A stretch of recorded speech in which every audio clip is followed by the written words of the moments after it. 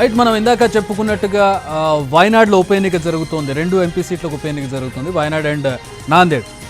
దేశం మొత్తం కూడా వయనాడ్ వైపు చూస్తున్నటువంటి పరిస్థితి. ఎందుకంటే రాహుల్ గాంధీ ఇక్కడ రాజీనామా చేశారు, రాయ్బరేలీ అలాగే ఇక్కడ గెలిచినటువంటి పరిస్థితులు ఆయన వయనాడ్ను వదులుకున్నా కూడా మా కుటుంబ సభ్యులే పోటీ చేస్తారని చెప్పి ప్రియాంక గాంధీతో పోటీ చేయించారు. ప్రియాంక గాంధీ ఈసారి పార్లమెంటుకు వెళ్ళడం ఖాయంగా కనపడుతోంది. వస్తున్నటువంటి ట్రెండ్స్ మనం చూసినట్లయితే సుమారుగా 52,000 మెజారిటీతో ముందంజలో ఆవిడ కనబడుతున్నటువంటి పరిస్థితుల్లో ఇక ఆవిడ గెలవలేదు అనే పరిస్థితి ఉండదు. సో ఆవిడ గెలుపు లాంఛనం కాబోతోంది. సో వయనాడ్లో కాంగ్రెస్కు ఉన్నటువంటి బేస్ కావచ్చు, అక్కడ ఉన్నటువంటి క్యాడర్ కావచ్చు, వయనాడ్లో ఓవరాల్గా కేరళలో కాంగ్రెస్కి మంచి పట్టున్నటువంటి రాష్ట్రం, దాంతో వయనాడ్ మరింత సెంటిమెంట్గా ఉన్నటువంటి ప్రాంతం కావడంతో అక్కడ ప్రియాంక గాంధీ గెలుపు లాంఛనమైంది. అయితే మెజారిటీ ఎంత వస్తుందనే దాని మీద కూడా ప్రస్తుతం ఆసక్తి నెలకొన్నటువంటి పరిస్థితి. రాహుల్ గాంధీ కంటే ఎక్కువ వస్తుంది అని చెప్పి కాంగ్రెస్ శ్రేణులు, కాంగ్రెస్ పార్టీ నేతలు చెప్పినటువంటి పరిస్థితుల్లో ఈసారి ఏ విధంగా ఉండబోతోంది? మా ప్రతినిధి కార్తీక్ జాయిన్ అవుతున్నారు దీని మీద మాట్లాడడానికి. కార్తీక్, పోలింగ్ పర్సంటేజ్ తగ్గింది 73.57%. మొన్న రాహుల్ గాంధీ పోటీ చేసినప్పుడు ఈసారి 64.53% ఉన్నటువంటి పరిస్థితుల్లో మెజారిటీ ఎంత వచ్చే అవకాశం కనపడుతుంది? కాంగ్రెస్ పార్టీ నేతలు ఏం చెబుతున్నారు? అక్కడ ట్రెండ్ని చూసినట్లయితే మనం ఏం చెప్పొచ్చు? ఖచ్చితంగా మీరు చెప్పినట్టే 10% మేర కూడా ఈ వయనాడు ఉప ఎన్నికల్లో పోలింగ్ శాతం అయితే తగ్గింది. కానీ మెజారిటీ విషయంలో మాత్రం సోదరుడిని దాటేటువంటి అవకాశాలు అయితే చాలా స్పష్టంగా ఉన్నట్టుగా కూడా తెలుస్తుంది. ఎందుకంటే తొలి రౌండ్ నుంచి కూడా 3,000 మెజారిటీ తొలి రౌండ్ లో సంపాదించారు. ఆ తర్వాత పూర్తి స్థాయిలో ఇప్పటి వరకు కూడా చూసుకుంటే 52,000కు పైగా కూడా మెజారిటీ లీడ్ లో కూడా ప్రియాంక గాంధీ ఉన్నారు. అయితే అంతకంటే ముందుగానే తీవ్ర స్థాయిలో పోటీ ఉంటుందని భావించినటువంటి బీజేపీ అభ్యర్థి హరిదాస్ మాత్రం కేవలం 9,000 ఓట్లతోనే అక్కడే ఆగిపోయినటువంటి పరిస్థితి. రెండో స్థానంలో సిపిఎం లీడర్ ఉన్నటువంటి పరిస్థితి. సో చాలా గ్యాప్ అనేది కూడా ఉందని చెప్పాలి. అసలు కనుచూపు మేరలో కూడా లేకుండా వన్ సైడ్ గా కూడా వయనాడ్ ఎలక్షన్లు అనేది కూడా కొనసాగుతుంది. ఇక్కడ గతంతో పోలిస్తే 2019తో పోలిస్తే 2024 వచ్చే కాడికి రాహుల్ గాంధీ మెజారిటీ అనేది దాదాపు 130,000 ఓట్ల వరకు కూడా తగ్గినటువంటి పరిస్థితి. అయినప్పటికీ కూడా ఈసారి అత్యంత ఉత్కంఠగా ఉంటుంది, ట్రయాంగిల్ ఫైట్ ఉంటుంది. 3,60,000 మెజారిటీతో గెలిచారు ఆయన. మళ్ళీ ఆ స్థాయిని అందుకోగలుగుతారా ప్రియాంక గాంధీ? ఖచ్చితంగా అందుకునేటువంటి అవకాశాలు అయితే చాలా స్పష్టంగా ఉందని చెప్పాలి. ఇప్పటి వరకు కూడా ట్రెండ్స్ చూసుకుంటే మాత్రం వన్ సైడ్ గా కూడా కనబడుతుంది. దాదాపు ఇప్పటి వరకు రౌండ్లన్నింటినీ కూడా పరిశీలన చేస్తే మెజారిటీ లీడ్ లో కూడా ప్రియాంక గాంధీ ఉందని చెప్పుకోవాలి. కనీస పోటీలో కూడా ఎవరైతే నవ్య హరిదాస్ లేరని చెప్పాలి. ఇప్పటి వరకు కూడా నవ్య హరిదాస్ కు వచ్చినటువంటి ఓట్లు చూసుకుంటే కేవలం 10,000 ఒకే పరిమితమైనటువంటి పరిస్థితి. అక్కడ ఆబ్వియస్ రీజన్స్ తోటే ఆవిడని పోటీ పెట్టినట్టు కనపడుతుంది. బీజేపీ గెలవరు అనే ఒక క్లారిటీ ఉంది వాళ్ళకి. సరే, ఒక ప్రయోగం చేద్దామనే ఒక ఉద్దేశంతో నవ్య హరిదాస్ నిలబెట్టినట్టు కనపడుతుంది. కాకపోతే మెజారిటీ ఎంత అనే దాని మీద వాళ్ళకు కూడా ఒక ఐడియా ఉంది. వయనాడులో ఏంటి పరిస్థితి, ఎట్లా ఎవరు గెలుస్తారనే దాని మీద.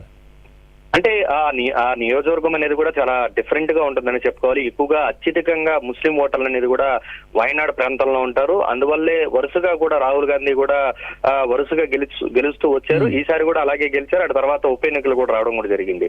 అయితే ఇక్కడ ముఖ్యంగా 3 నియోజకవర్గాలు ఏవైతే ఉన్నాయో, ముఖ్యంగా కలపట లాంటి నియోజకవర్గంలో బీజేపీకి కాంగ్రెస్ పార్టీకి సై అంటే సై అనే విధంగా కూడా నియోజకవర్గంలో ఉంటుంది. కానీ అలాంటి పరిస్థితి లేకుండా ఈసారి మాత్రం కలపట లాంటి నియోజకవర్గంలో కూడా పూర్తి స్థాయిలో వన్ సైడ్ గా కూడా అత్యధికంగా కూడా ఓట్లు అనేది కూడా ప్రియాంక గాంధీ సాధిస్తున్నటువంటి నేపథ్యంలో మిగిలిన నియోజకవర్గంలో కూడా సేమ్ ట్రెండ్ అనేది వస్తుందని మాత్రం కాంగ్రెస్ నేతలు భావిస్తూ ఉన్నారు. అందుకు తగ్గట్టుగానే ఇప్పటికే కూడా సంబరాలకు సిద్ధమవుతున్నారు. ఖచ్చితంగా గతంలో ఏదైతే సోదరుడికి వచ్చినటువంటి 2024లో 3,80,000 ఓట్ల వరకు కూడా మెజారిటీ వచ్చింది.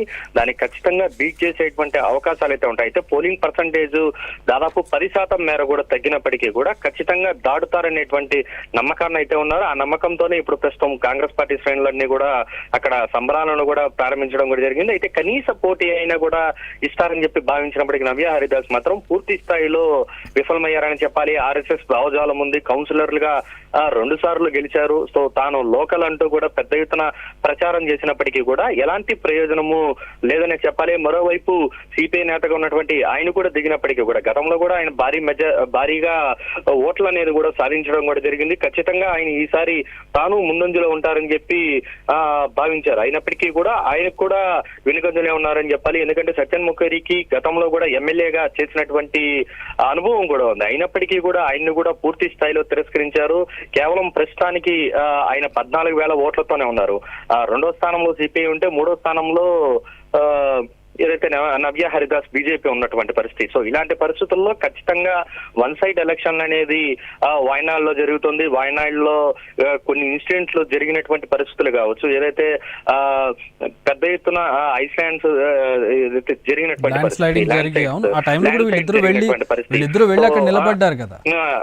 వీళ్ళిద్దరూ వెళ్ళారు, పరిశీలన చేశారు, ప్రతి ఒక్క హాస్పిటల్ కు వెళ్ళారు, మేము అండగా ఉంటామన్నారు.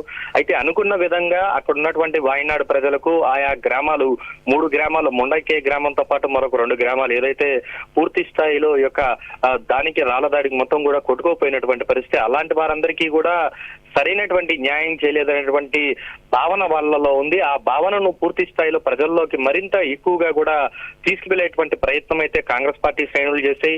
అందుకే వివిధ రాష్ట్రాలకు చెందినటువంటి సీఎంలతో పాటు ప్రియాంక గాంధీ కూడా అక్కడే ఉండి పెద్ద ఎత్తున ప్రచారం చేశారు. రాహుల్ గాంధీ కూడా ప్రచారం చేసినటువంటి పరిస్థితి. ఓ వైపు రాహుల్ గాంధీ మహారాష్ట్ర, జార్ఖండ్ చూస్తూనే అదే తరహాలో వాయనాడ్ ను కూడా దృష్టి పెట్టారు. ఎందుకంటే తన తర్వాత తన సోదరి పోటీ చేస్తున్నటువంటి నేపథ్యంలో ఎట్టి పరిస్థితుల్లోనూ అక్కడ గెలవాలి, అది కూడా గెలిచింది కూడా భారీ స్థాయిలో గెలవాలనేటువంటి ఉద్దేశంతోనే రాహుల్ గాంధీ కూడా యాక్షన్ ప్లాన్ చేసినటువంటి పరిస్థితి. సో ఈ నేపథ్యంలోనే అన్ని కలిసికట్టుగా కాంగ్రెస్ పార్టీ శ్రేణులందరూ కూడా కలిసికట్టుగా పనిచేయడం, అక్కడ ఉన్నటువంటి ఫ్యాక్టర్ అనేది కూడా పనిచేయడం కారణంగానే ఇంతటి మెజారిటీలో వన్ సైడ్ గా ప్రియాంక గాంధీ అయితే దూసుకువెళ్తుందని చెప్పాలి.